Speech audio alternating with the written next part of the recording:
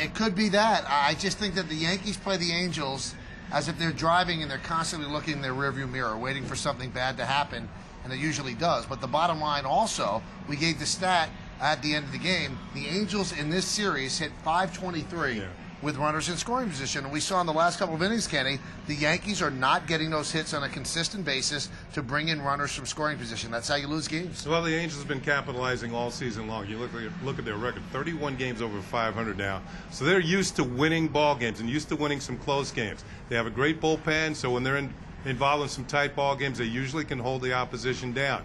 I think one of the games in New York they didn't. It was almost like a surprise that they blew up so much. I mean, their defense stunk and the pitchers gave up hits, but that hasn't been the case most of the season long for these Angels. They're a very impressive team, and they seem to take advantage of every little thing you give them. And the Yankees handed it out to, in the bottom of the ninth there, Kendrick had a leadoff single, and then the Yankees made a mistake defensively on the right side of the infield, and the Angels were able to capitalize. Now, also, David, you were on those Yankee teams that they took no prisoners against everybody. They won 4 championships. But even then, the Angels were beating them. What is it about this place and this team?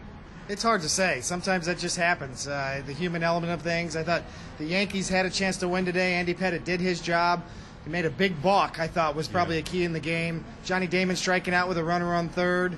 You know, there were several situations, and A-Rod getting thrown out at third, too, on trying to steal with 1 out. Those 3 things, the little things that came back to haunt the Yankees, you can't do that against an Angels team that's just freewheeling it right now. They're feeling no pressure at all. 12, 13 games up in their division. They know they're going to be in the playoffs. They want to knock the Yankees out. They probably, even though they beat the Yankees fairly well, they just as soon knock them out and take no prisoners right now. I'll tell you one thing, Bob. We just mentioned everything that went wrong. The one thing that stands out in that 9th inning, you can't walk the number 9 batter. Once you do that, then you force Joe Girardi to go to the bullpen and bring in Mariano Rivera, and then a ball sneaks through the right side. Walking Napoli, that was the unforgivable sin in that inning. Yeah, you're very right, Bob. He didn't even make an effort for the ball. He went directly to first base, and I think a more experienced first baseman would have gone for the ball.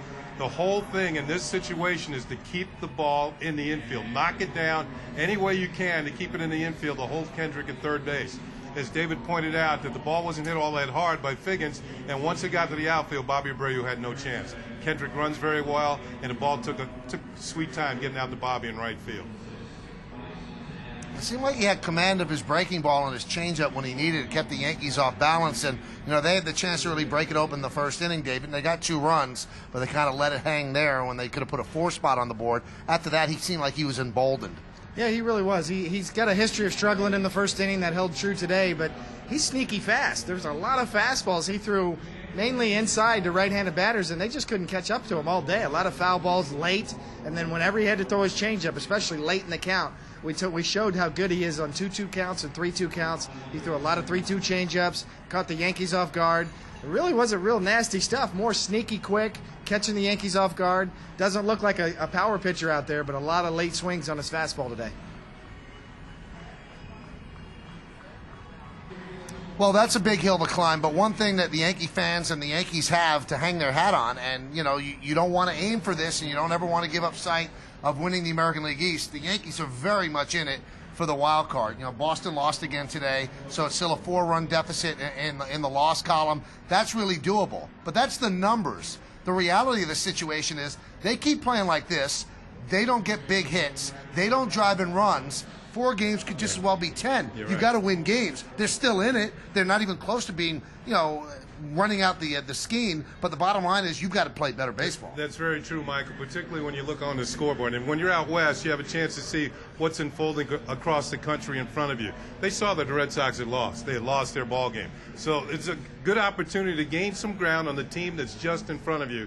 And it didn't happen because they couldn't come through with the clutch hit, and a ball was misplayed in the infield that scored the winning run for the Angels. So I think we saw that earlier on this road trip where they could see that if the Red Sox or the Rays had either won or lost on this trip. And that's one good thing about playing out west. Your games start later. You know exactly what you have to do on that day. And the Yankees also know that the Rays are coming in here. And the Angels are taking no prisoners, and the Rays have, up to this point, been playing very poorly on the road. So, a 7-run or a 7-game deficit could be a 4-run deficit or a 4-game deficit in an eye blink. But the bottom line also, they're not going into an easy place to play. Even when the Twins are bad, the Metrodome is a house of horrors, but the Twins happen to be a very good team. They are a very good team. The last time we saw the Twins, the Yankees handled them fairly well at Yankee Stadium, and the Twins were going the wrong way, and they've righted the ship. They're playing a lot better now. They're tough at home.